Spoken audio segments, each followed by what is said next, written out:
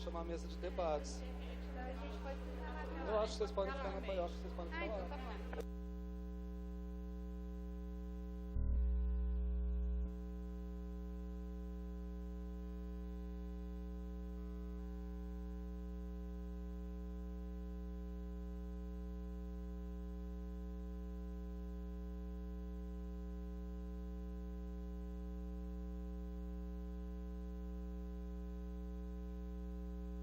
Alô?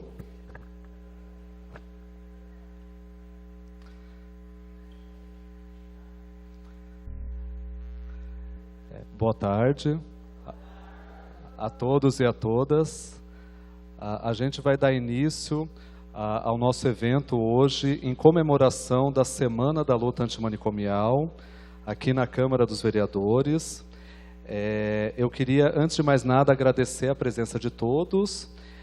Agradecer aos organizadores desse evento, o Conselho Regional de Psicologia, a subsede de Ribeirão Preto, o Fórum Permanente de Discussões da Política de Atendimento em Saúde Mental, na figura da sua presidente, a vereadora Gláucia Berenice, e a Secretaria Municipal da Saúde, junto à Coordenação de Saúde Mental.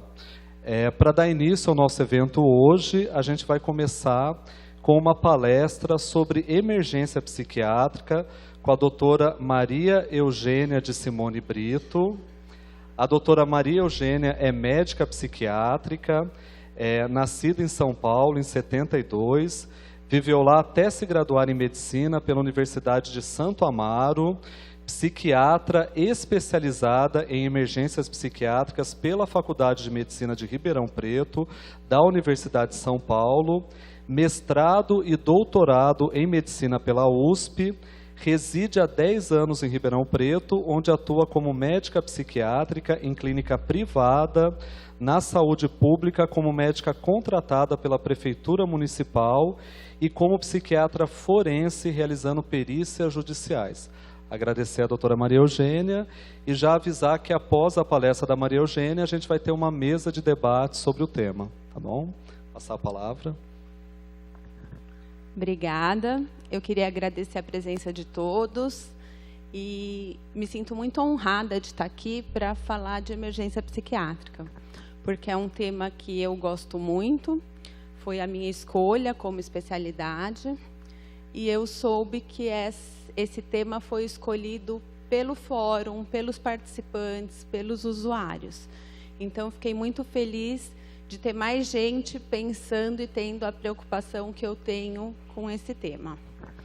Então, eu vou começar. Para mim é uma situação muito nova, apesar de já ter dado muita aula, eu nunca dei aula para não profissional de saúde mental.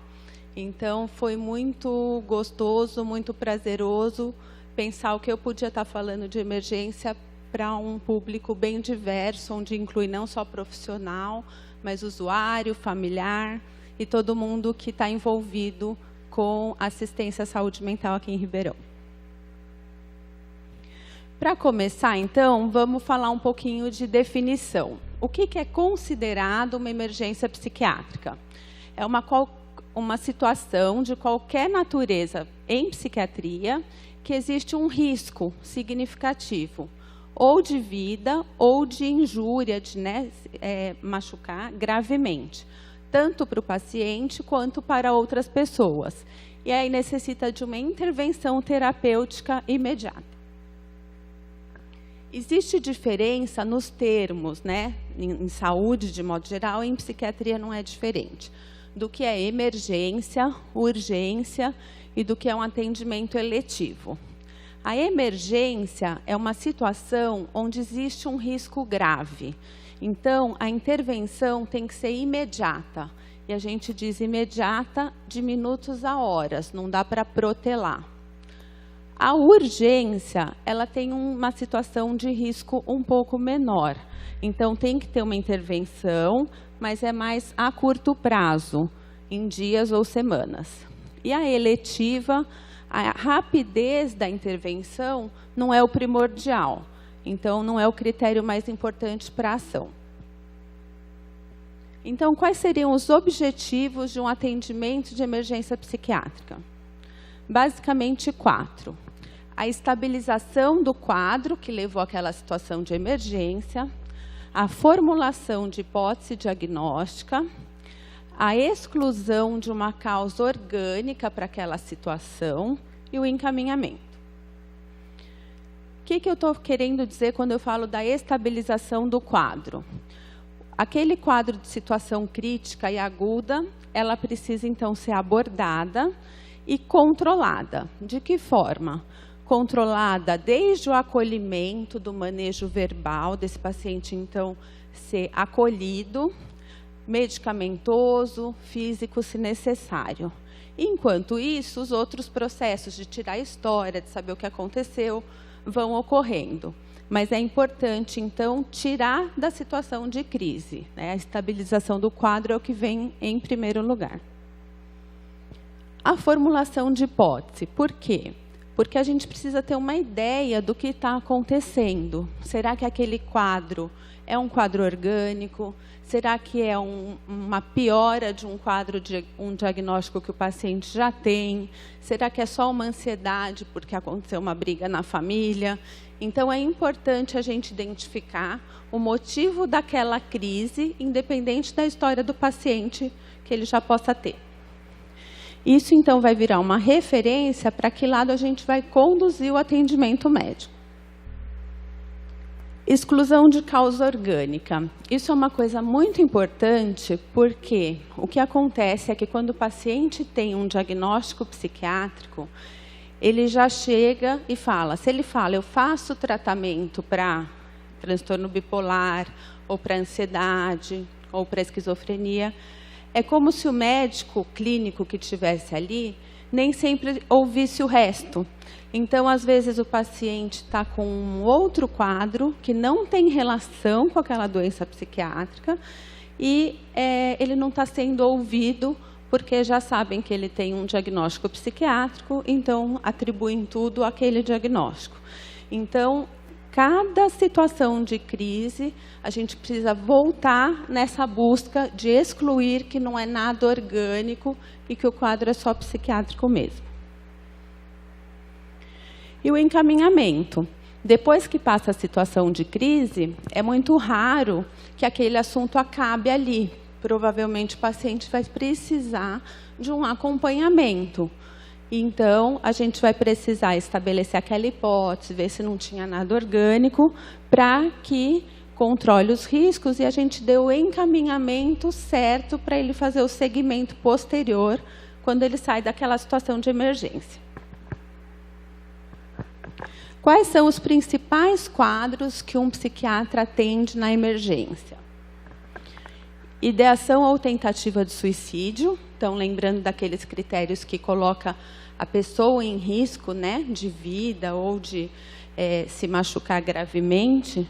Então, desde o pensamento de querer morrer até a tentativa em si, às vezes não deu certo e acaba chegando na emergência.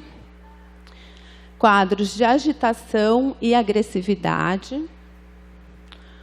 Quadro orgânico, aqui eu pus um idoso, porque é muito comum um quadro orgânico em velhinho, né? Que por causa de um processo demencial e de o cérebro não estar mais funcionando como antes, entra numa crise. O surto psicótico, quando os sintomas voltam, né? Então, aqueles pensamentos que a gente chama de delírios, as perturbações de vozes ou visões, que são as alucinações, também podem levar a uma situação de emergência. E a intoxicação ou abstinência de drogas. Essas são as mais comuns, não que tenham outras, mas não são as mais frequentes. Qual é a principal abordagem numa emergência? É a mesma que qualquer médico deveria ter com qualquer paciente. Saber ouvir e saber observar. Então, a gente tem que escutar com cuidado o que o paciente está trazendo de problema ou familiar, né?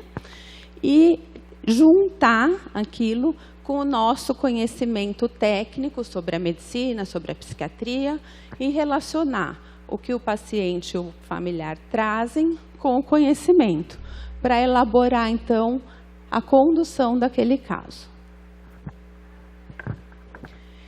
Quando a gente fala de urgência, eu achei que é bem interessante eu trazer, já que tinha um público aqui de muitos usuários, pacientes e familiares, que vocês também podem ter um papel muito importante nisso, que é buscar ajuda antes do quadro se tornar uma emergência. Muitos casos, eu sei que não são todos, mas eles já não começam no ápice, né? Ele é um quadro que paciente, por exemplo, um paciente com depressão.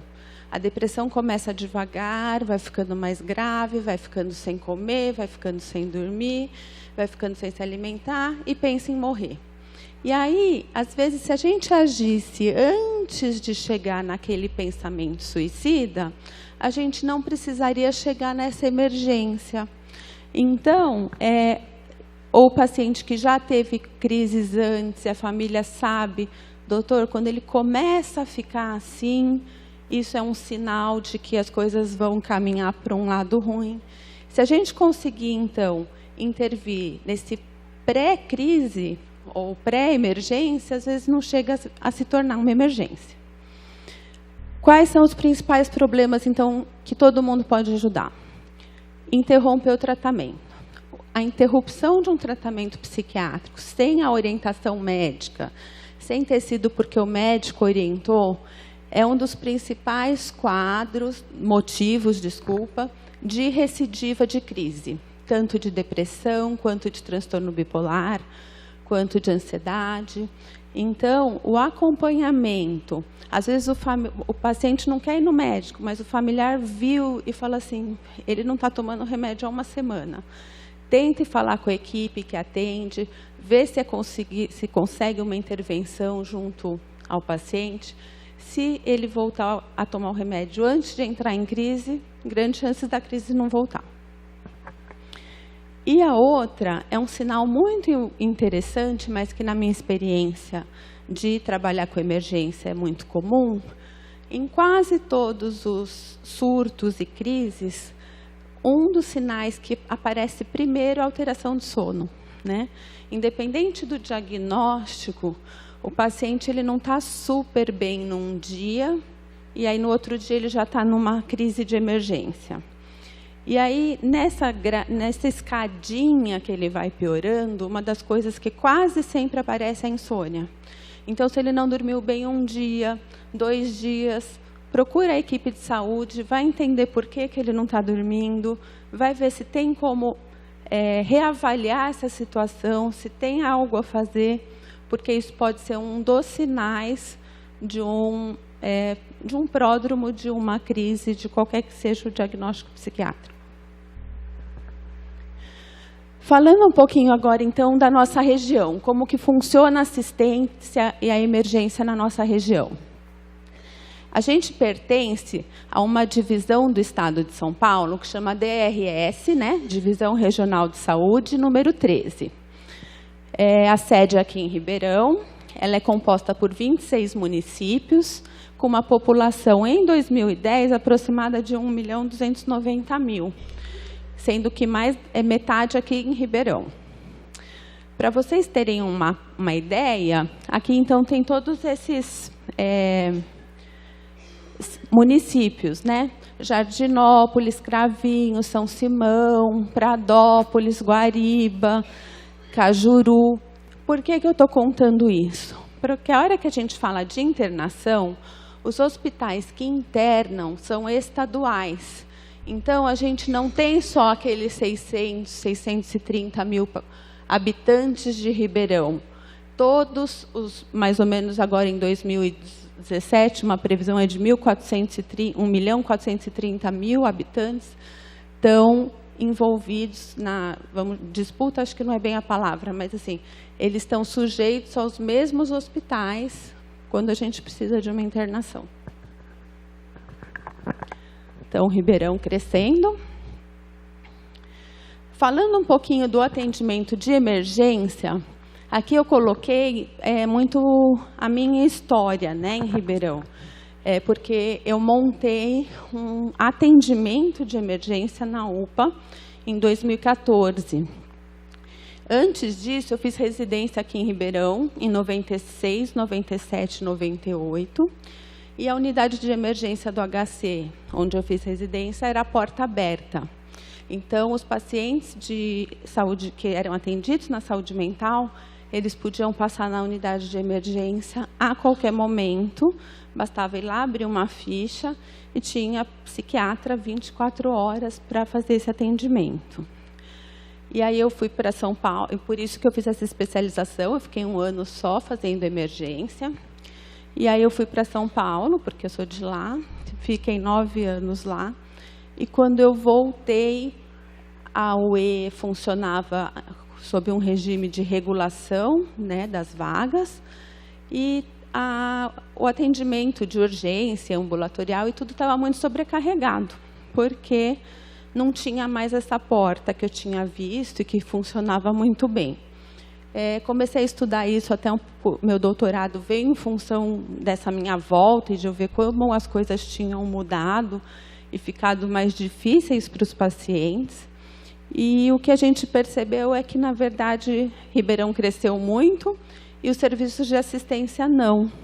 E a UE fechou as portas em algum momento porque não dava mais conta de atender aquela demanda, porque não tinha para onde dar vazão àquele primeiro atendimento, né?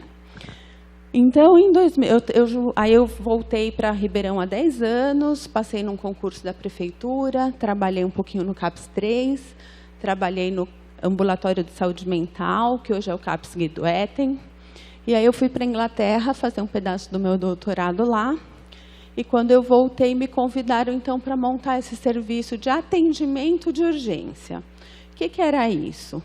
Isso é uma operação tapa-buraco, não quer dizer que eu acho que é ótimo, mas o que acontecia é que os pacientes, eles eram avaliados por clínicos gerais e ficavam muito tempo numa unidade esperando uma vaga, sem uma assistência especializada. Então, o que a gente pensou? Que ia ter um psiquiatra na rede para avaliar esses pacientes que estariam esperando vaga, para pelo menos já iniciar uma conduta especializada, uma conduta de alguém que pense como psiquiatra, né? De pensar o que o paciente tem e já começar a tratá-lo do problema dele individualmente. E assim, então, começou. Esses atendimentos eram na UPA. Eu trabalho só 20 horas por semana, então, por uma questão de organização, os pacientes passavam pelo clínico de qualquer jeito, ligavam lá, marcavam essa avaliação comigo, porque não dava para garantir que se eles chegassem eu ia estar lá, e se dava para atender todo mundo que queria. E assim a gente conseguiu, então, dar um suporte nessa fase de 2014 até fevereiro de 2018.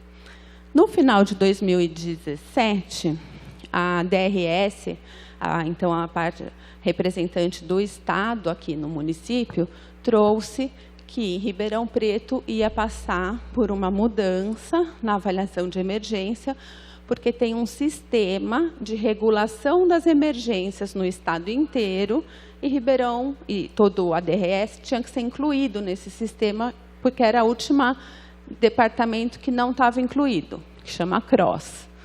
Então, aí iniciaram-se as mudanças para a CROSS.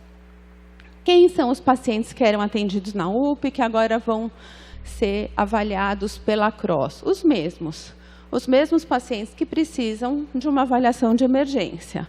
Então, alguém que procura o atendimento na unidade de saúde e que precisa de uma avaliação psiquiátrica. E quem que vai determinar se isso é urgência ou emergência? O clínico geral da UBDS, que vai fazer o primeiro atendimento.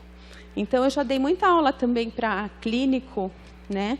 E o que eu falo para os clínicos da urgência é que, assim, que antes deles serem médicos especialistas, médico ortopedista, médico ginecologista, eles são médicos. E que o paciente, antes de ser um paciente psiquiátrico, ele é um paciente. Então, a escuta e a disponibilidade de estar lá para ver o que está acontecendo tem que ser a mesma.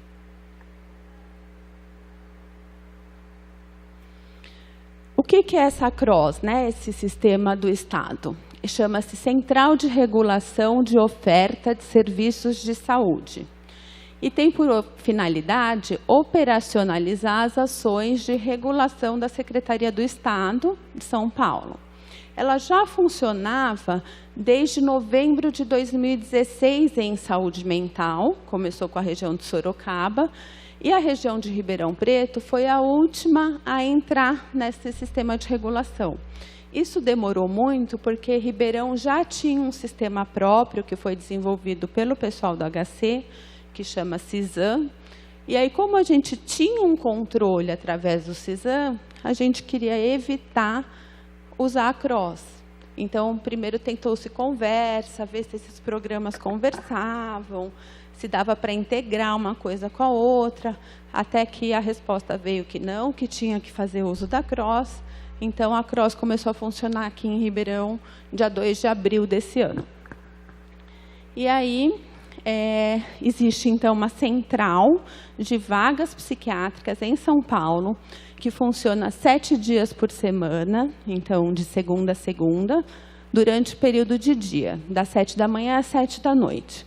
E o médico que está lá lendo as solicitações é um psiquiatra. Então, ele tem uma noção mais especializada do que o médico solicitador está pedindo para ele. E o sistema é regulado pela própria DRS. Como que está, então, o fluxo atual da emergência aqui em Ribeirão? O paciente está lá na casa dele, o pointer nesse visor não funciona, mas então, assim, lá na casinha azul, o paciente pode ir ou da casa dele, ou de um serviço de saúde que ele frequenta, que pode ser a unidade básica, pode ser o CAPS, pode ser o ambulatório de saúde mental. Eles procuram o pronto-socorro, que é quem atende emergência, tanto faz psiquiátrica ou não. O médico do pronto-socorro avalia se ele considera que é uma urgência. Se ele considerar que não, ele pode mandar de volta para casa ou de volta para o serviço de saúde. E os que ele considera que é urgência, eles põem nesse sistema da CROSS para pedir uma avaliação de emergência. E essas avaliações são todas feitas daqueles 26 municípios pela unidade de emergência do HC, onde, por causa da residência e tudo, tem psiquiatra 24 horas de segunda a segunda. E aí, o HC que determina o destino do paciente depois dessa avaliação, que pode ser uma internação, então na enfermaria do HC que chama EPIB, no Hospital Santa Teresa, no Hospital de Santa Rita, ou se o paciente passa lá 48, 72 horas e melhorou, ele manda de volta para o serviço onde o paciente era tratado antes. Então, o HC também pode mandar direto para o CAPS, ou para o ambulatório, ou para casa. Na CROSS, só vão ser encaminhados para o HC os serviços que são de urgência mesmo, emergência, na verdade. E os demais vão ser recusados. Então, é importante que se pense bastante se aquilo é uma situação de urgência para procurar o lugar certo. Porque, às vezes, o que o paciente está precisando pode ser resolvido no serviço de saúde que é a referência dele, onde ele se trata. Se não for emergência, o médico não vai pedir essa avaliação pela CROSS, ou pode pedir e ser recusada pela regulação de São Paulo. Então, eu vou colocar aqui situações que não são fáceis, mas que não são consideradas urgências, emergências psiquiátricas. Internação social. Então, é um problema que a gente vive na saúde mental, mas tem muito paciente psiquiátrico idoso, que já não tem mais pais, que não tem familiar, e que aí não tem onde ficar, e aí pensa assim, então, vamos internar. Então, a gente precisa pensar em outros recursos, mas a internação é igual uma internação médica. A gente tenta pensar numa internação para uma intervenção aguda, para tirar a situação de crise. E, às vezes, essa situação social não vai ser em 5 dias ou 7 dias, ou com remédio que vai resolver, né? Internação com objetivo de asilamento, Não é à toa que a gente está aqui numa luta antimanicomial, né? A gente quer fugir disso. Casos leves e moderados que podem ser manejados em ambulatório. E eu pus aqui uma mais para baixo, que é a intoxicação e abstinência por substância. Como eu pus lá que é um caso que chega muito frequentemente para a emergência psiquiátrica, a dependência é um caso psiquiátrico, mas a intoxicação e a abstinência é uma emergência clínica, porque tanto o álcool, quanto a cocaína, quanto o crack dão alterações no organismo que precisam de uma avaliação clínica, precisa ser monitorado e estabilizado. Então, por exemplo, a principal causa de morte que a cocaína dá é uma arritmia cardíaca. Então, se ele chegou intoxicado por cocaína, não é o psiquiatra que precisa ver, é um clínico geral para resolver aquela aceleração do coração do paciente, tá? Esse aqui foi um levantamento que eu fiz na época que eu estava atendendo as emergências na UPA, e a gente atendia, então, em média, de 150 a 200 pacientes por mês, de junho de 2016 a agosto de 2017.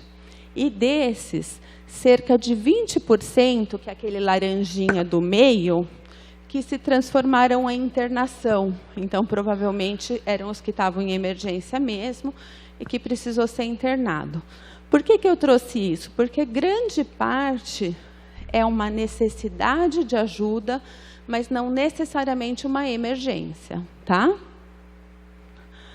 E aí, então, os pronto-atendimentos, a UPAs e as UBDSs, que vão fazer esse papel de acolher o paciente ou o familiar, né? O paciente ou quem leva busca auxílio, alívio do sofrimento e melhora de uma situação aguda, uma situação de crise. E o acolhimento é a ferramenta estratégica no manejo e recuperação desses pacientes. Independente de se é o médico, se é a enfermeira, se é o recepcionista, a gente precisa estar disposto a olhar no olho da pessoa que buscou ajuda e ouvir e entender o que ela está precisando, né, para poder ajudar. Então, como que seriam? Os casos leves têm que ir para o postinho. Lá eles têm acolhimento e podem ajudar de uma forma mais rápida e no lugar certo. Os casos moderados, nas unidades especializadas, que são aqui em Ribeirão os CAPs, né? E os casos graves, aí vão para o pronto atendimento e provavelmente vão ser regulados para essa avaliação de emergência na UE. Os casos leves, o que a gente chama de quadro leve? Quadro ansioso, quadro depressivo leve, reação aguda ao estresse. Então, está muito nervoso porque brigou com o namorado, porque perdeu o emprego. É uma situação de crise, mas que vai passar mais rápido, não vai precisar de uma internação ou de uma coisa mais complicada. Luto, que é o sofrimento pela perda de alguém. Uma deficiência intelectual mais leve. Conflitos situacionais, interpessoais, às vezes a briga num casamento e deixa a pessoa alterada naquele momento, mas não vai ser um remédio, uma internação que vai resolver um problema lá do casamento, ou um problema com o chefe. Então, não vai ser na urgência e na emergência que a gente vai resolver esse tipo de problema. E o sofrimento decorrente das condições sociais. Os casos moderados seriam, então, pacientes que já têm diagnóstico psiquiátrico com segmento especializado ou que já teve internação psiquiátrica prévia, então a gente já sabe que tem uma história pregressa, quadros depressivos moderados ou graves, pensamento de morte ou ideação suicida não estruturada. Então, assim, tem pensado em morrer, mas não pensa que vai fazer isso agora. Dá tempo de ir, pedir ajuda, falar que anda pensando muito nisso e que precisa ser ajudado. Uma psicose sem uma repercussão imediata, uso de substâncias psicoativas e a deficiência intelectual moderada ou grave. Por quê? Deve ter um monte de gente aí perguntando, Maria Eugênia, mas tem um monte de coisa, pensar em morte, ou eu estou muito deprimida, não é para ir para o pronto-socorro? Se for pensar que está naquele momento daquele jeito, sim. Mas a gente tem que pensar que o médico do pronto-socorro não é o especialista. Se você for procurar o serviço especializado, lá vai ter a recepcionista que te conhece, vai ter a sua pasta, vai ter a enfermeira que te dá a injeção ou que te dá o remédio. Eles estão mais capacitados por serem especialistas para te atenderem do melhor jeito. Então, na urgência, vai ser o clínico, que tem menos experiência específica, mas tem a experiência da emergência. Mas se tiver como procurar ajuda mais específica de quem conhece melhor o seu problema, você vai ser mais bem assistido. Então, aqui em Ribeirão, os serviços especializados que a gente tem para a região sul é o CAPS 2, lá da João Penteado. A região central é o CAPS 2, ali do lado da Secretaria, na Prudente de Moraes. Região norte, o CAPS 2 Guido Etten, que agora está ali na Meira Júnior. Na região leste, tem psiquiatras na UBS do Castelo. Na região oeste, o CAPS 3. Dependentes químicos, de modo geral, adultos, são atendidos no CAPS Álcool e Drogas.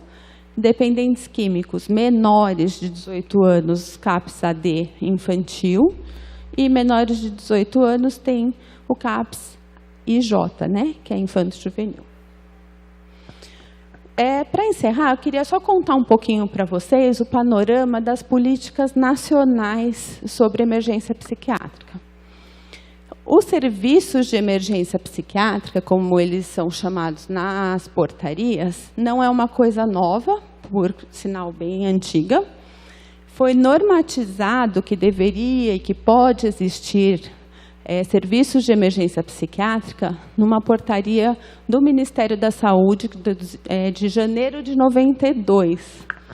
E nessa portaria, eles dizem que essa emergência devia funcionar, então, em um hospital geral, 24 horas, com equipe multiprofissional, com leitos de observação, e visava evitar a internação. E isso era o que eu vivia na minha residência, né, que foi 95, 96, 96, 97, 98. Isso já tem 26 anos.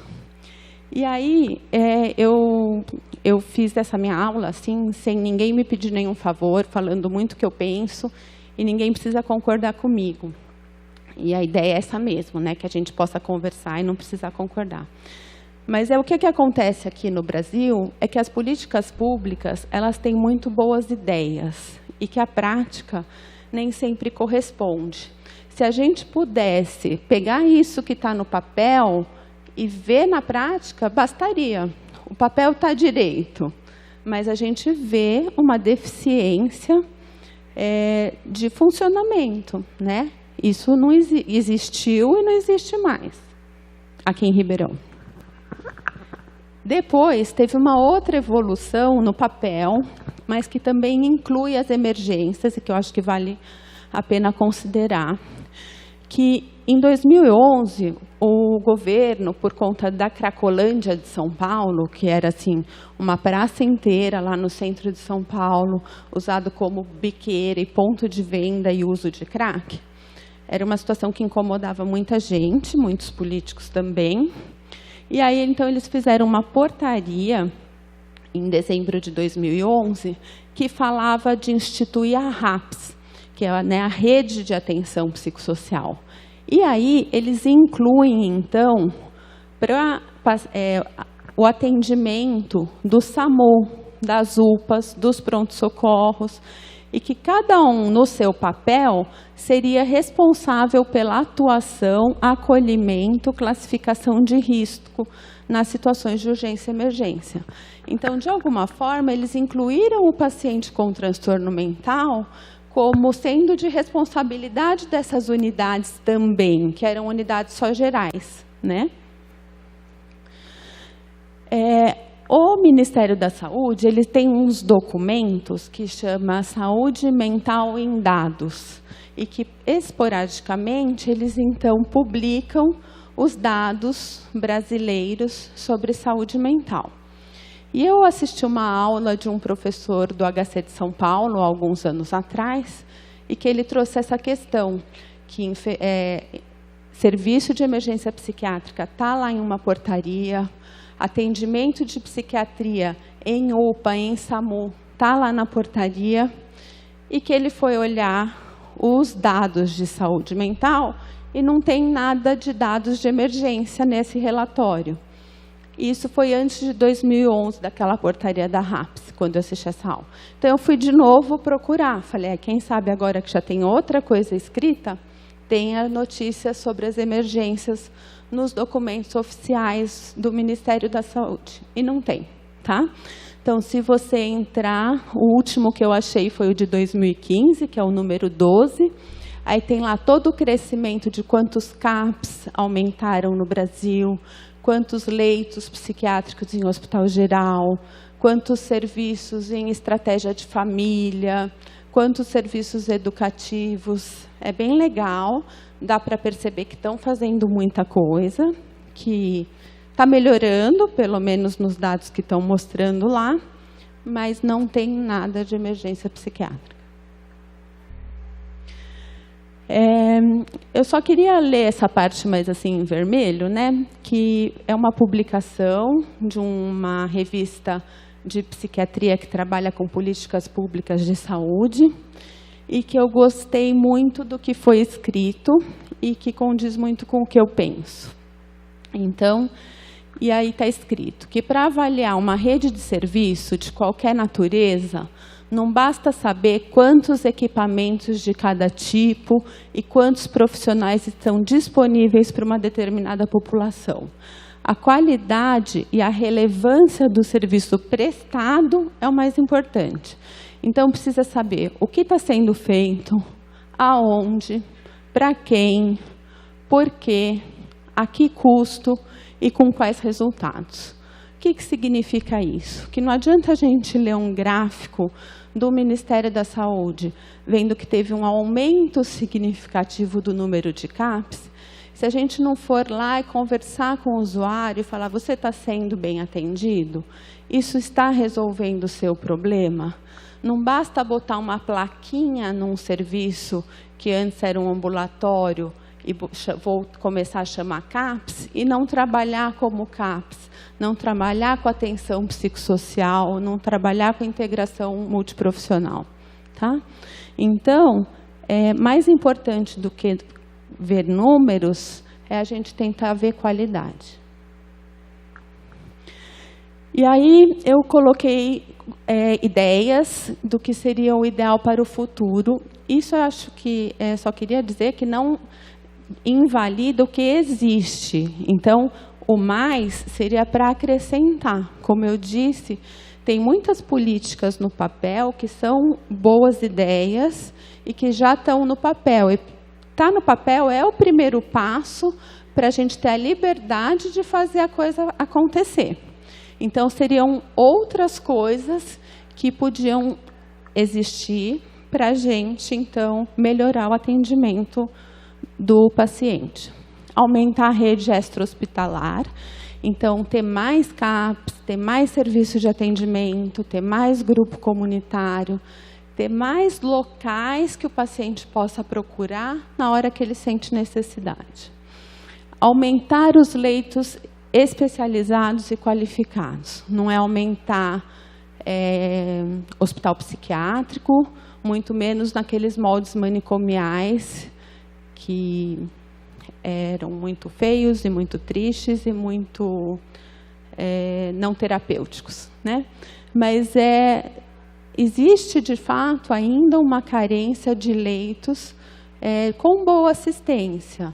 Não é à toa que, quando o paciente precisa de uma internação aqui na nossa região, ainda tem uma espera para conseguir essa internação, né? Moradia supervisionada. Isso não tem no Brasil, ainda nem no papel, mas é uma coisa que eu já vi fora e que no Brasil existem as residências terapêuticas, e elas existem para retirar os pacientes crônicos que moraram anos num hospital do hospital. Mas a gente sabe que tem paciente que precisava morar de uma forma assistida, morar num lugar onde ele tivesse uma assistência, pudesse ser visto, sem ter que ter tido passar por 2 anos de internação para conseguir um lugar onde ele tivesse esse tipo de moradia, né? Programas especializados. Quando a gente fala em programas especializados, é no sentido de assim, quando o paciente tem um problema no joelho, é mais legal para ele se ele for atendido por um ortopedista especializado em joelho do que de um ortopedista especializado em coluna, né? E em saúde mental, se um dia a gente puder agregar isso vale eu frisar de novo, seria só para acrescentar o que a gente já tem. Mas se a gente fizer funcionar o que a gente já tem, já vai ser muito bom. Mas quanto mais especializado o atendimento, melhor para o paciente, né? E o mais importante, em letras maiúsculas, é a prevenção primária. Isso se dá através de educação, né?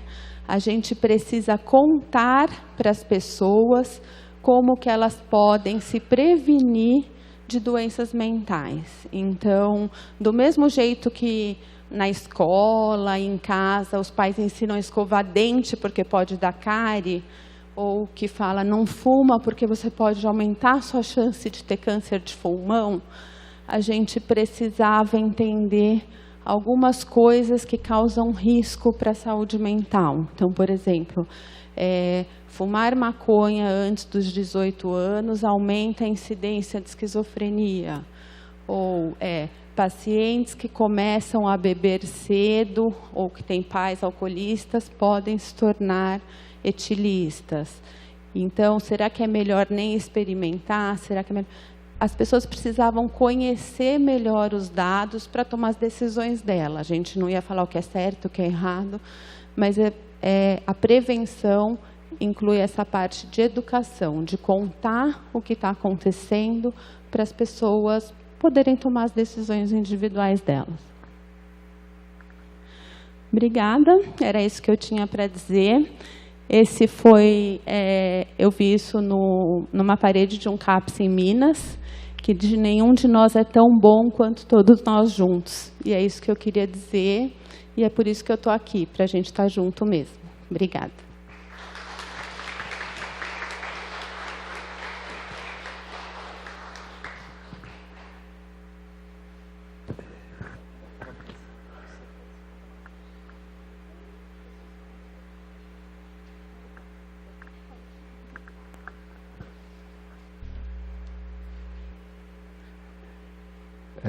Então, gente, dando continuidade ao evento, a gente vai montar agora uma mesa de debates, onde cada pessoa vai ter uma fala breve e depois a gente vai abrir o debate para o público, tá bom? A gente vai abrir as falas assim que terminar a mesa de debates. Então, para compor a mesa de debates, eu vou chamar a doutora Maria Eugênia, que foi a nossa palestrante.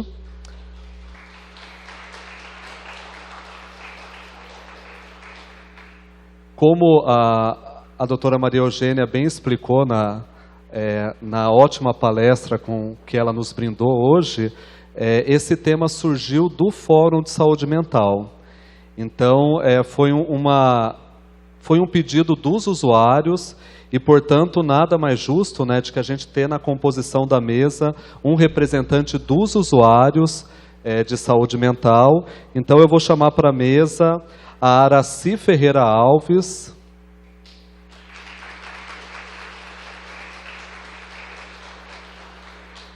como representante dos usuários, como representante dos familiares, a Sun Ju Tissu,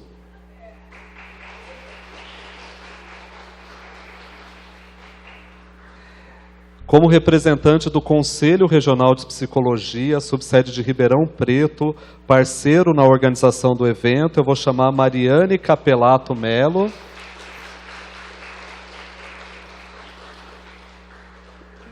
E representando a Secretaria da Saúde, eu vou chamar o Marcos Vinícius Santos, que é coordenador de saúde mental, que sou eu mesmo.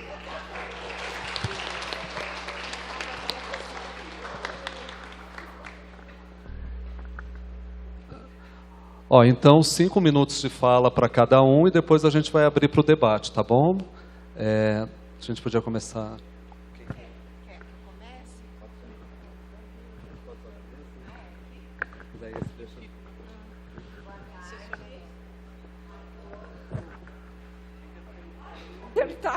Tá. Não estou acostumada. Boa tarde a todos, familiares, usuários, amigos, profissionais. É com imenso prazer que eu estou aqui representando os familiares. Quero agradecer primeiramente a vereadora Gráucia. A sua palestra, assim, eu gostei muito, para a doutora Maria Eugênia, o doutor Marcos, a Marilene e a Araci aqui, ó, do meu lado. Bom, doutora, você falou, eu achei muito relevante, no início, você falar sobre antes de chegar à urgência e emergência. Para isso, eu penso que eu vivenciei também essa urgência e emergência com a minha filha, e foi em 96, foi na unidade de emergência, na UEM. Fiquei 6 dias lá, vivenciando todos os tipos de emergência, urgência, com a minha filha, até quebrou um telefone, estava super agressiva. E eu acho que o paciente, quanto familiar, eu fiquei muito, assim, tinha que ficar à noite e de dia, acompanhando. Então, é muito sofrimento para o familiar ficar dia e noite. E eu, assim, sou sozinha, né? Então, foi assim, bem complicado. Depois disso, ela teve uma internação. Se para os familiares não chegar até esse ponto, teria que ter assim, algo para prevenção, tipo que você falou, prevenção primária, ter maior entendimento. Eu, naquela época, eu não entendia nada sobre saúde mental. Eu não era da saúde. Agora eu procurei, agora sou psicóloga. Então, naquela época eu estava totalmente perdida. Assim como eu vivencio com os familiares que estão aí, a mesma coisa. E aí, o que acontece? Que nem você falou, tem reincidências de surtos, né? Aí fica na roda, vamos circular, não sai do lugar. Então, como poderia fazer, assim, se poderia me responder uma forma assim que poderia ajudar os familiares, todos assim que precisam desse serviço às vezes, e que pode fazer uma intervenção antes disso. É isso que eu acho que, assim, no meu entender, seria o mais, assim, menos sofrimento, tanto para o paciente, tanto para os familiares, porque é muito angustiante. Tá? Bom, boa tarde. Acho que tem toda a razão, a pergunta é muito pertinente. E o primeiro surto, isso que você viveu a primeira vez, é realmente muito angustiante, porque aí ele é mais difícil de você saber o que é um pródromo, o que não deu certo para chegar ali, porque é a primeira vez. Eu nem sabia que existia saúde mental, doença. Então, mas a partir do momento que chega, a gente percebe duas coisas. Uma é o nosso próprio preconceito. Então, o paciente, a gente minimiza o problema, a gente acha que não é tão grave, a gente acaba demorando muito para procurar. E aí, quando procura, tem que perguntar muito. Tem lá um especialista, tem o assistente social, tem a enfermeira que trabalha há 20 anos. Então, existem pessoas que já viveram isso, que é uma situação nova para vocês. Grupo de família, Então, a informação, se não vem do serviço de saúde, porque é a primeira vez, ela pode ser buscada. Não tenham vergonha. Depois que vocês perguntam, vocês vão descobrir que o vizinho tem um parente com um problema parecido, que tem um colega de trabalho que tem o pai que também teve um problema, e que isso é muito mais frequente na população geral do que a gente pensa, e as pessoas simplesmente não falam muito disso. Então, a gente tem que conversar sobre o assunto, a gente tem que tirar essas barreiras de não conversar sobre o assunto. E depois que já teve a primeira vez, sem dúvida que é fazer um vínculo ao serviço de saúde, onde teu filho ou teu parente é assistido, seja no médico particular, seja no serviço do CAPS, mas lá as pessoas estão habilitadas junto com você, porque aí depois da primeira, você conhece seu filho e sua filha como ninguém. Você já começa a saber como ela está. Então, o médico tem que ter a humildade de escutar o familiar quando fala assim, quando começa assim, as coisas não caminham bem, e procurar, antes de chegar lá na emergência, o serviço de saúde, mesmo que o paciente fale, eu não vou, do familiar poder ir falar, olha, ele está piorando, ele está lá em casa, ele não quer ir tomar o remédio, vocês podem fazer alguma coisa para me ajudar? E aí eu acho que a gente evita grande parte. Claro que não é tudo, a emergência vai continuar existindo, mas eu acredito firmemente que existem algumas evitáveis, sim. Então, eu penso assim, né? Eu acho muito pouco assim, trabalhos com a família. Quando um familiar adoece, geralmente o sistema familiar todo está adoecido. Então, o que eu tenho visto, doutora, é que os familiares também estão todos adoecendo. E todos têm, assim, esses dias no grupo, uma mãe falou assim, deu a cetralina, quase parece que todos tomam remédio, né, medicamento, né, por causa do... Então, fica todo adoecido. Então, me parece que isso não sai do lugar. Né? Não tem uma aprendizagem, não é mais assim... Porque todos nós somos imperfeitos, então nós temos dificuldades, né? Então, como o sistema poderia ajudar nessas dificuldades, voltada mais para a pessoa, para ser humano? Concordo, acho que é uma deficiência do sistema e uma coisa que as políticas têm que pensar mesmo. Obrigada. Tá, obrigada, gente.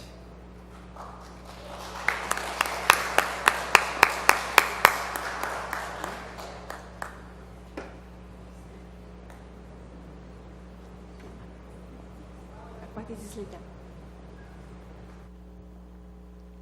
Meu nome é Araci, sou paciente lá do CAPS 2 e eu gostaria de fazer uma pergunta para a doutora. Eu gostaria de saber por que aqui na região da gente, né, é tão difícil assim para poder se encontrar vaga, né, quando um paciente, né, ele se encontra assim muito ruim, né, que dá uma crise, né, aí precisa de uma internação, né. Aí às vezes eles mandam para um lugar muito longe assim, né, comigo já aconteceu, né, esse caso. Quando eu estava numa internação uma vez lá no Santa Teresa, a médica lá, ela queria me mandar para um hospital lá em Santa Rita do Passa Quatro, né? E eu não queria ir para lá. Mas aí ela queria me mandar para lá e eu não queria mesmo, ela querendo contrariar a minha palavra, né? E ela queria me mandar para lá e eu não queria. E aí eu fiquei assim, né? Com aquela pergunta, né? Até hoje, né? Por que é tão difícil assim para um paciente poder se encontrar uma vaga aqui na região da gente, que é uma região imensa, que era para ter mais unidade de CAPS aberto, que não precisaria assim da gente ficar internado aquele tempo todo. Que eu mesmo, eu fiquei internada no Santa Teresa muito tempo, por falta de moradia, que eu fiquei internada lá.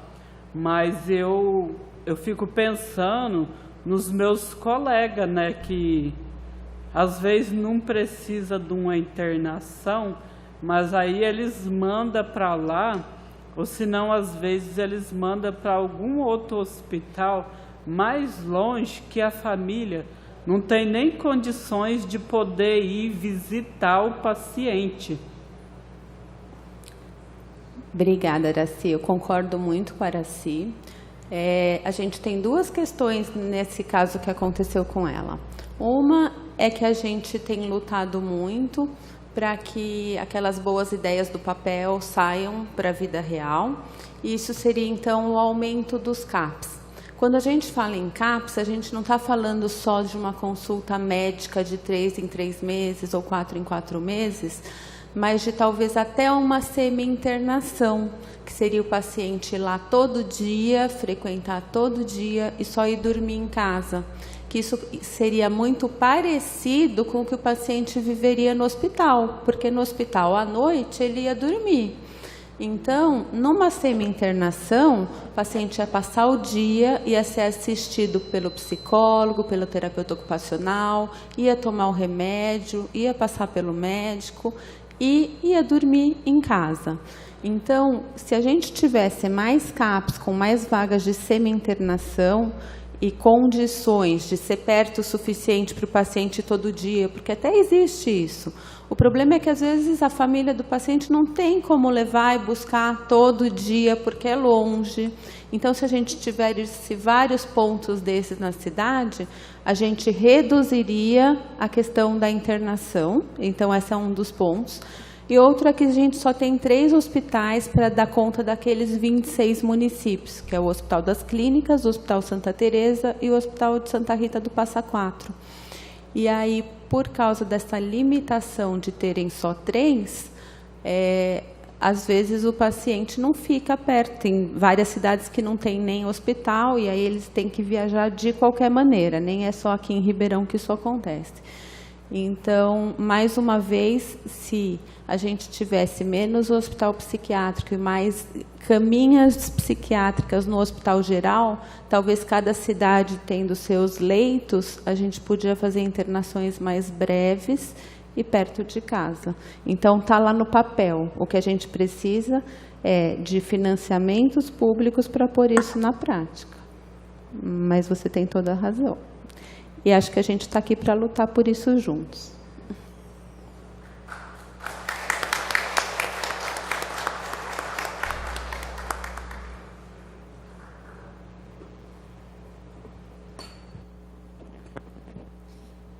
Eu acho que falar depois das duas fica muito difícil. Mas eu fiquei pensando, ao longo do dia e ouvindo a fala da Maria Eugênia, o quanto é importante a gente estar aqui hoje conversando, porque tem muitos estigmas em torno dessa questão, né? Do que é ter uma crise, do que é receber um diagnóstico, de como que se vive isso, de como as famílias passam por isso, né? E eu mesma fiquei pensando que eu gostaria de ouvir a palestra, porque eu fico pensando assim, e se um dia eu tiver uma crise, o que eu vou fazer? Né? Porque eu sou profissional, eu tenho a minha rede de apoio, a minha família, os meus amigos, a minha psicóloga, né, ali no banco. Então, isso me ajuda. Mas e se acontecer comigo? Para onde eu vou? Como que eu vou ser tratada? O que eu tenho que esperar? Né? E quando a gente tem informação, isso ajuda com que a gente não fique refém das coisas que não acontecem como deveriam acontecer. O que a gente pode parar e falar assim, não, eu não vou e eu quero um cuidado no território. O que esse território oferece? Né? Então, o quanto é importante os usuários, os familiares, e os profissionais estarem sempre cuidando dessas questões da saúde mental, porque elas permeiam o nosso dia a dia e são fundamentais para que a gente tenha um cuidado dentro dessa complexidade que foi apresentada, né? Então, tem a prevenção, tem essa outra história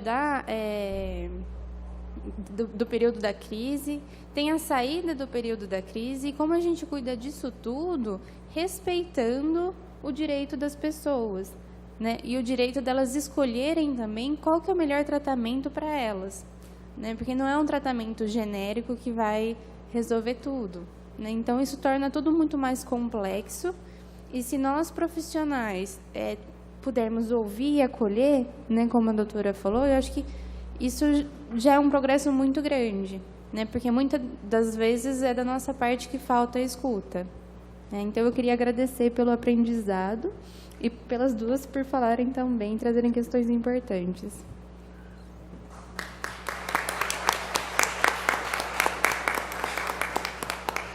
Eu queria fazer uma pergunta também.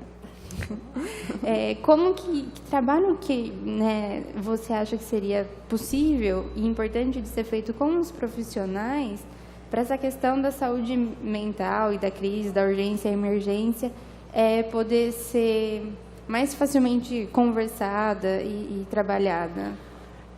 Esse é um problema que eu vejo que aqui no Brasil, ele vem desde a educação. Então, as faculdades de formação médica, de psicologia, de enfermagem, eles dão pouca atenção para a saúde mental. Então, se você vai numa faculdade de medicina, tem lá 3, 4 meses de psiquiatria, de aula teórica, e não tem a vivência com um paciente psiquiátrico, como é de verdade.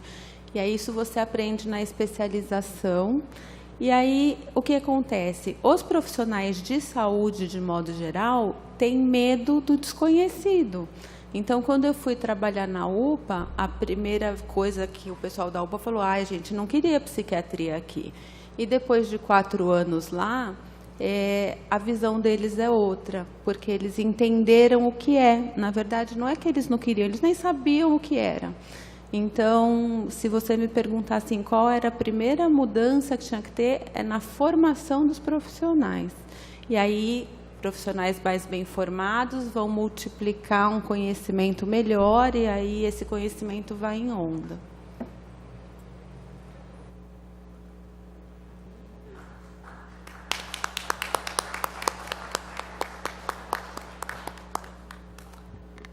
Boa tarde. Bom. Boa tarde. Giovanni, boa tarde, Giovanni.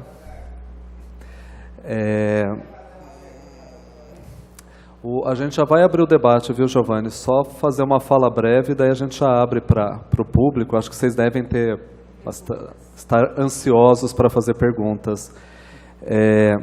Eu acho que não vou falar muito mais, né? Acho que já foi, muitas coisas importantes foram ditas, né? Mas eu queria ressaltar, primeiro, a importância de discutir esse tema, a urgência de falar sobre urgência. Eu acho que foi super pertinente a escolha dessa temática vinda do Fórum de Saúde Mental. Contudo, eu queria trazer uma perspectiva de que quando a gente fala de urgência, a gente está falando da ponta do iceberg. Que, na verdade, a urgência ela é o reflexo de toda uma rede. E que, na verdade, falar de urgência tem que ir muito além de falar de internação, medicação, pronto atendimento, porque a melhor forma de trabalhar com urgência é evitar que ela aconteça. E daí eu acho muito importante o que foi dito, da importância da prevenção, da importância do cuidado com a saúde mental no cotidiano, no nosso dia a dia, a importância do fortalecimento da rede e a importância de empoderar os usuários e a família. Porque talvez vocês não saibam, ou talvez vocês saibam, mas a gente profissional na maioria das vezes, a gente não tem a mínima ideia do que está fazendo. A gente fica perdido também. A gente também fica confuso. A gente também tem muitas dúvidas. Eu acho que a gente tem muito mais dúvidas do que respostas. E por isso que a gente precisa de vocês. A gente precisa ouvir vocês. A gente precisa que vocês falem para a gente qual que é o cuidado que vocês querem e qual que é o cuidado que a gente pode ofertar. E um segundo ponto que eu queria ressaltar é que eu acho que o nosso principal desafio não é a falta de leito, não é a falta de profissional, não é a falta de investimento. Tudo isso são grandes desafios. Mas eu acho que o nosso principal desafio é o preconceito. Eu vou ler um trecho bem rápido de um conto do Carlos Drummond de Andrade. O conto chama A Doida. Esse conto conta a história de uma cidade pequena, onde existia uma doida que morava numa casa. Uma casa grande, com um jardim enorme, todo abandonado. Ela morava sozinha há décadas e geração após geração as crianças aprendiam que não deviam mexer com a doida, mas como criança não obedece, e isso faz parte do desenvolvimento, as crianças iam lá para jogar pedra na casa da doida. E a doida reagia gritando, xingando, e aquilo era o divertimento das crianças daquela cidade. Eu acho que é uma história um tanto quanto comum em vários municípios. E teve uma criança que um dia jogou pedra e a doida não reagiu. E a criança sentiu uma vontade enorme de entrar na casa para ver o que tinha acontecido com a doida. E ela foi entrando, até que ela chegou no quarto da doida. E eu vou ler esse trechinho. Aí você não lembra mais, né? Aí eu não lembro mais. Aí eu preciso de ajuda. Atrás da massa do piano, encurralada a um canto, estava a cama. E nela, busto soerguido, a doida esticava o rosto para frente na investigação do rumor insólito. Não adiantava ao menino querer fugir ou esconder-se. E ele estava determinado a conhecer tudo daquela casa. De resto, a doida não deu nenhum sinal de guerra. Apenas levantou as mãos à altura dos olhos, como para protegê-los de uma pedrada. Ele, o menino, encarava com interesse. Era simplesmente uma velha, jogada num catre preto de solteiro, atrás de uma barricada de móveis. E que pequenininha! O corpo sob a coberta formava uma elevação minúscula, moída, escura, desse sujo que o tempo deposita na pele, machucando-a. E a doida parecia ter medo. Mas os dedos desceram um pouco, e os pequenos olhos amarelados encararam por sua vez o intruso com atenção voraz. Desceram as suas mãos vazias, tornaram a subir ao rosto infantil. A criança sorriu, de desaponto, sem saber o que fizesse. Então a doida ergueu-se um pouco mais, firmando-se nos cotovelos, a boca remexeu, deixou passar um som vago e tímido. Como a criança não se movesse, o som indistinto se esboçou outra vez. Ele teve a impressão de que não era xingamento, parecia antes um chamado. Sentiu-se atraído para a doida, e todo o desejo de maltratá-la se dissipou. Era um apelo, sim, e os dedos, movendo-se timidamente, o confirmavam. O menino aproximou-se, e o mesmo jeito da boca insistia em soltar a mesma palavra curta, que entretanto não tomava forma. Ou seria um bater automático de queixo, produzindo um som sem qualquer significação? Talvez pedisse água, A moringa estava no criado mudo, entre vidros e papéis. Ele encheu o copo pela metade, estendeu-a. A doida parecia aprovar com a cabeça, e suas mãos queriam segurar sozinhas, mas foi preciso que o menino a ajudasse a beber. Fazia tudo naturalmente, e nem se lembrava mais por que entrar ali, nem conservava qualquer espécie de aversão pela doida. A própria ideia de doida desapareceu. Havia no quarto uma velha com sede, e que talvez estivesse morrendo. Nunca vira ninguém morrer. Os pais o afastavam se havia em casa uma pessoa agonizante. Mas deve ser assim que as pessoas morrem. Um sentimento de responsabilidade apoderou-se dele. Eu não vou terminar para não me alongar, mas eu quis trazer esse trecho porque enquanto a gente olha para a doida, a nossa reação é fugir ou atirar pedras. Mas a partir do momento que a gente olha para além da doida e a gente vê uma pessoa precisando de ajuda, qualquer que seja a ajuda que ela está precisando, um sentimento de responsabilidade nasce. E nenhum ser humano consegue se privar dessa responsabilidade, se omitir desse cuidado. Então eu acho que o principal é a gente poder olhar para além da doida e poder ver pessoas precisando de ajuda. Era um pouco isso que eu queria trazer, viu, gente? E agora eu acho que a gente podia passar para um debate, né? Se alguém da plateia quiser falar, tá bom?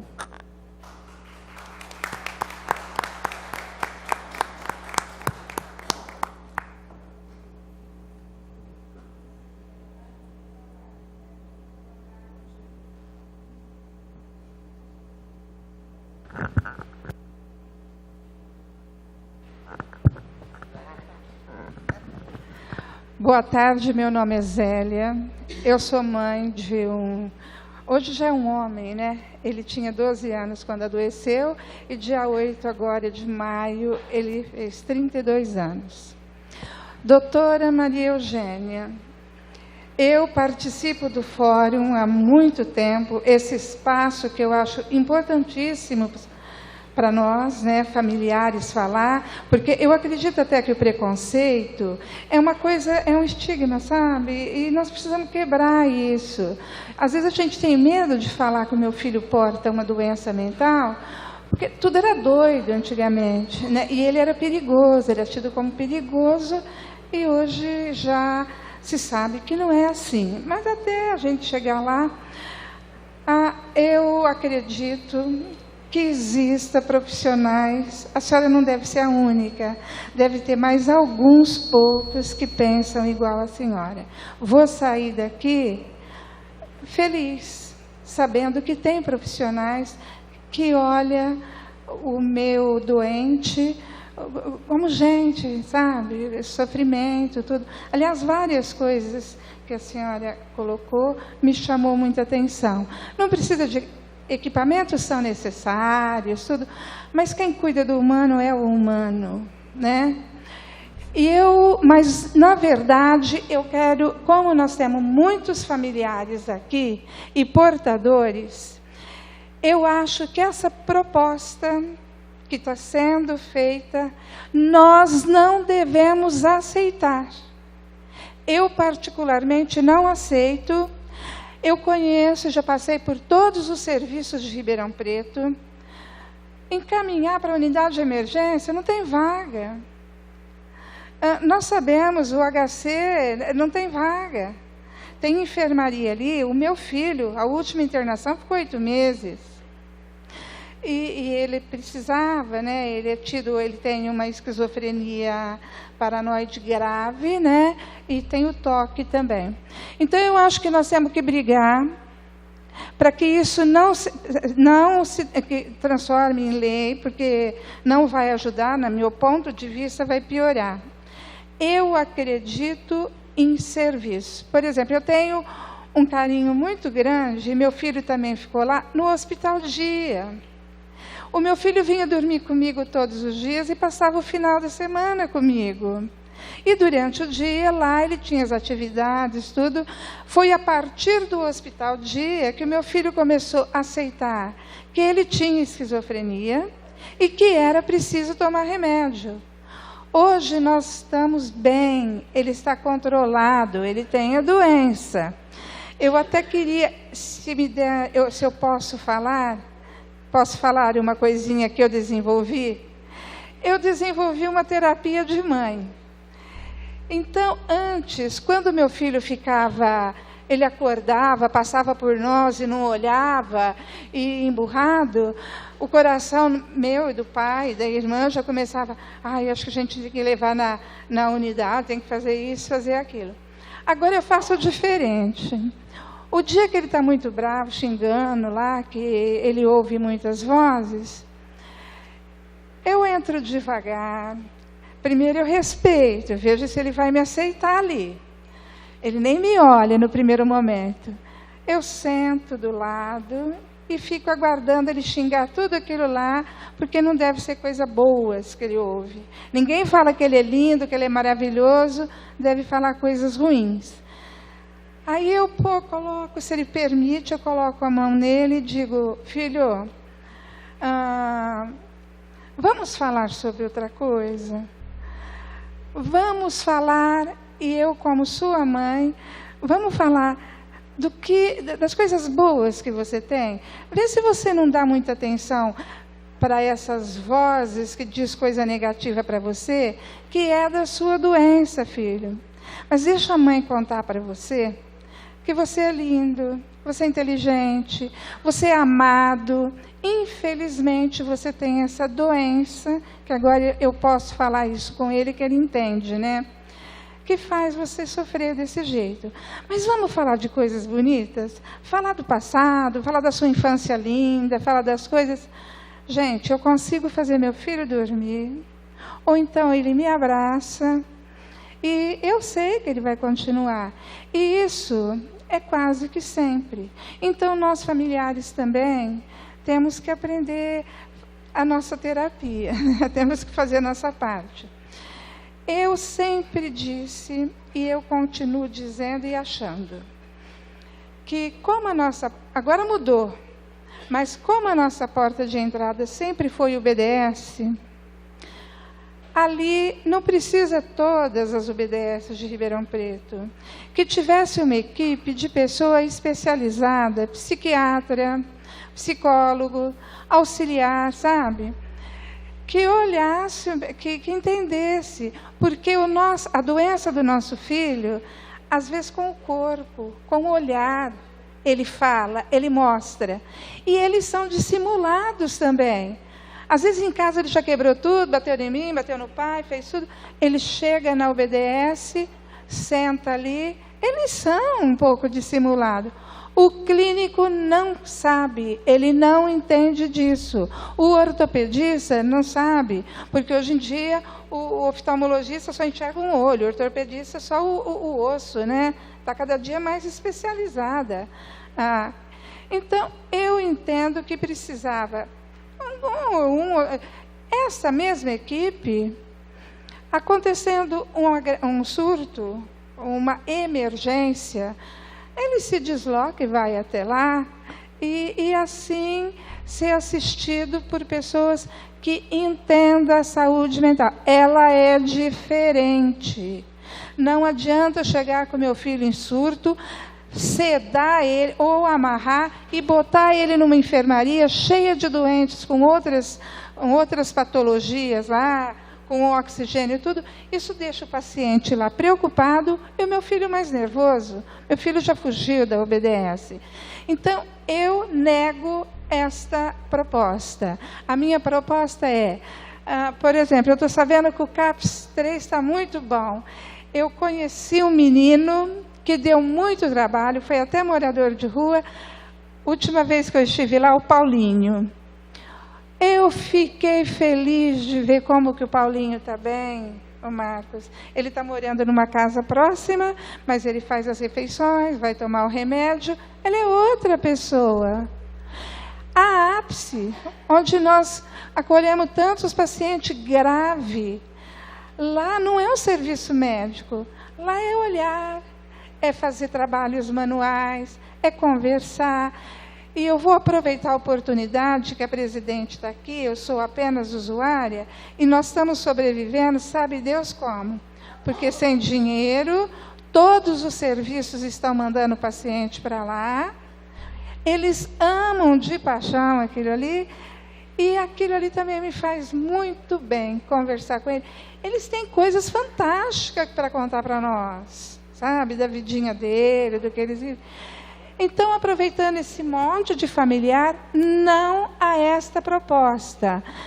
A Gláucia sempre tem as reuniões, vamos pensar junto em serviços alternativos. E não a internações longas. Porque o meu filho sai confuso de casa, ele fica 8 meses num 3º andar do Hospital das Clínicas, que eu acho um horror. Aí, quando ele volta para casa, além da doença, eu tenho que ensinar um monte de coisa de novo. Internações não ajuda muito. Eu acho que se tivesse esse grupo nas UBDSs e que fizesse esse acolhimento e conversar bastante, olhar no olho, talvez dali ele já fosse até para casa. Né? Atendesse a família também, porque nós sofremos, acho que a gente sofre muito. Porque eles estão fora da realidade, a gente está ali dentro daquela realidade sem saber o que fazer. Desculpe eu me estender, mas é isso, famílias, não vamos aceitar, vamos pensar em outras alternativas. Ribeirão Preto tem condições de fazer isso e tem profissionais, assim como a doutora Maria Eugênia, não muitos, que eu vi muito poucos. Eu tive nós sabemos de médicos que latiu para a mãe, né, fazendo menção a cachorro louco, todo mundo sabe disso, e outras coisas que a gente fica sabendo. Nós também, familiares, somos muito distratados. Mas, para mim, eu já não estou nem ligando mais. Tratando bem meu filho é o que importa. O que era isso? Famílias, vamos brigar. Essa proposta não convém.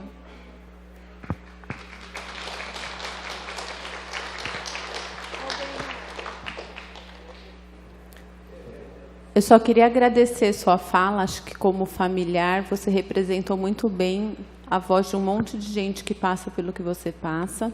Eu acredito muito no ser humano, então eu acho que tem bons profissionais que têm amor pelo que fazem, como eu tenho, sim. E se a gente valorizá-los, esse amor vai aparecer e eles vão ser pessoas melhores com os nossos pacientes. Mas se Deus quiser, eu não posso perder a fé.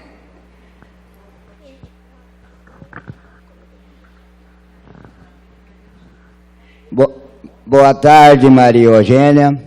Você não me conhece, faz muitos anos que eu frequento aqui. Eu sou ribeirão pretano, nasci aqui, mas eu tive internado no manicômio judicial no Instituto Quirim Franco da Rocha. Eu fui dado como louco, morto, igual a história do doutor aí, a doida. Ali eu vi a gente, eu fiquei 5 anos internado no manicômio judicial em Franco da Rocha. Ali eu vi gente comer merda, desculpa a pressão, comer vidro, lógico que eu não comia, mas eu saí de lá igual um bujão de gás, de tanto remédio que me deram. E eu tenho grisofrenia, não tem cura, eu tenho que tomar remédio até morrer. Eu perdi papai, perdi minha mãe, eu estou representando o CAPES 3, na Rua Pará, se você quiser fazer uma visita, é muito importante a sua presença, porque doido, que eu sei, come merda e come vidro. Doido não rasga dinheiro, também não vou rasgar meu dinheiro, porque eu não estou doido, senão eu vou preso. Isso é lei, certo? E eu sou cidadão brasileiro. Uma boa tarde, e representando o CAPES 2, o CAPES 3 e Ribeirão Preto. Vamos mudar. Esse ano tem eleição. Pense bem, antes de pôr o tubarão lá em cima. Boa tarde.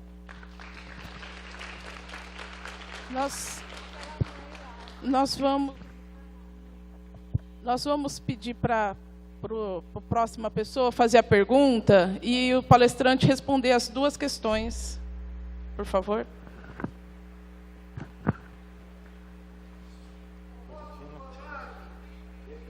Boa tarde a todos.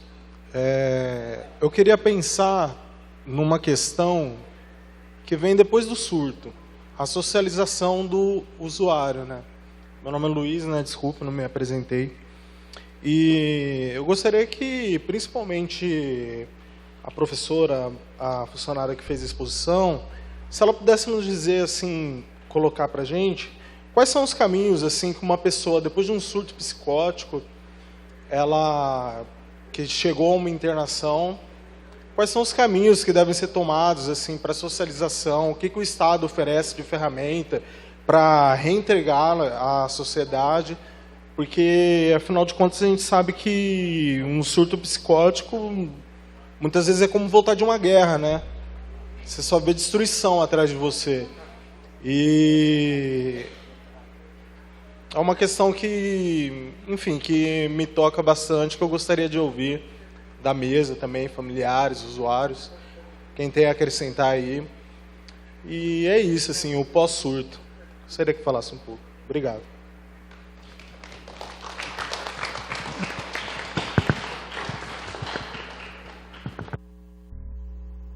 Tem mais uma fala, gente? Mais uma pergunta? Fica aí.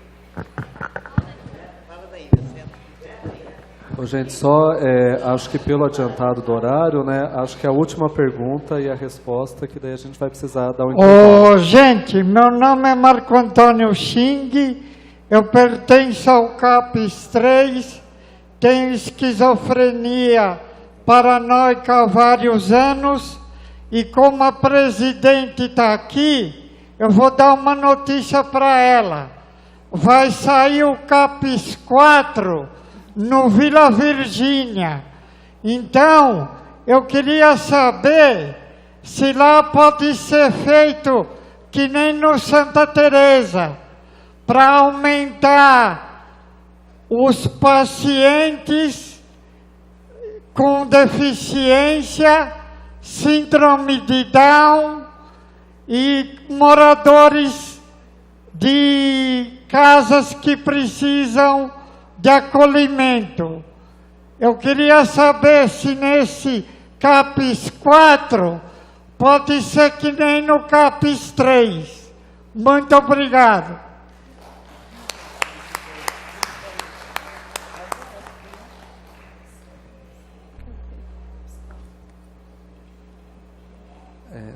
Podemos passar para a resposta?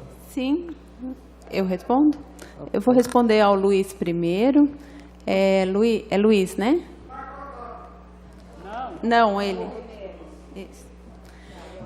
Então, hoje em dia é um desafio para os profissionais de saúde mental e um tema que tem sido discutido em todos os congressos, que a gente chama de recovery, que seria a recuperação, pensando na recuperação plena.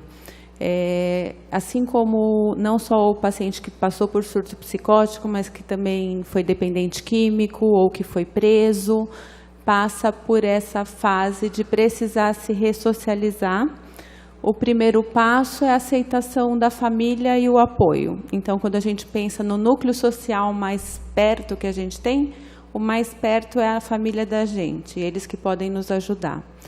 E, do ponto de vista de saúde mental, como o Marcos falou, a gente trabalha combatendo o preconceito o tempo todo, é o tratamento contínuo e precoce, porque a doença crônica, como as mães falaram e tudo, se você tratar desde o começo e evitar novas crises, o seu prejuízo vai sendo cada vez menor. A cada crise o prejuízo aumenta.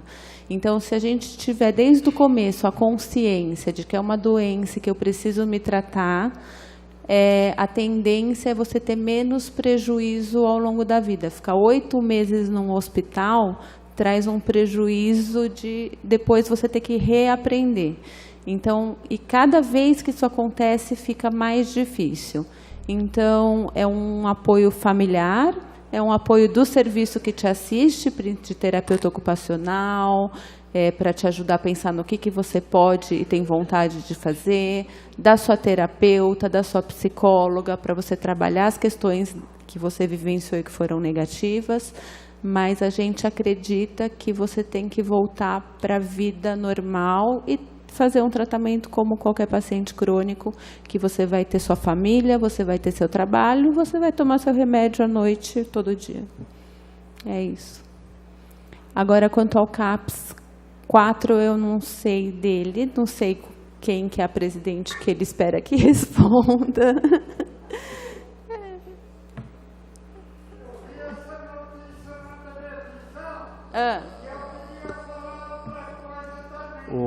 Ô Marco.